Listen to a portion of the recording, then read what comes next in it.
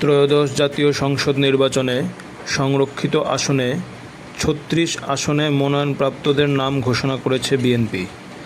সোমবার ২০ এপ্রিল দুপুর ১২:১৫টায় প্রার্থীদের নাম ঘোষণা করেন দলের সিনিয়র যুগ্ম মহাসচিব রুহুল কবির রিজভী।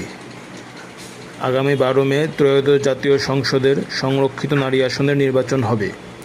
জাতীয় সংসদের সংরক্ষিত নারী আসন ৫০টির মধ্যে মোট নির্বাচিত সদস্যের অনুপাতে বিএনপি জোট পেয়েছে ৩৬টি আসন। আর এই ৩৬টি আসনের বিপরীতে ৩৬ জন প্রার্থীর নাম ঘোষণা করল BNP.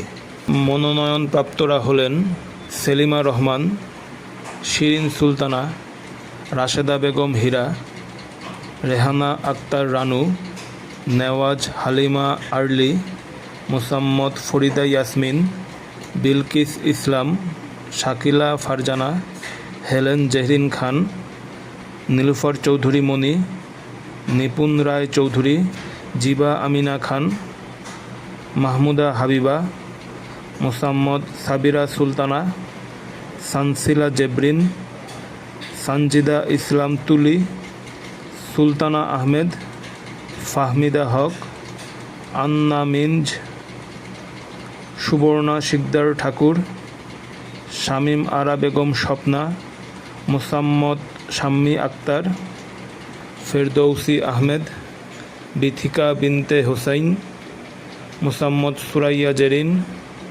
Mansura Akter, জহরত Adib Chowdhury, Momtaz Alo, Fahima Nasrin, Arifa Sultana, Mosammat Sanjida Yasmin, Nadia Pathan Papon, Shawkat Ara Akter, Madhabi Marma, Selina Sultana, Rezaka Sultana.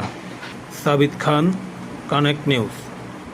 Like, comment, share এবং ফলো দিয়ে আমাদের সাথে থাকুন। ধন্যবাদ।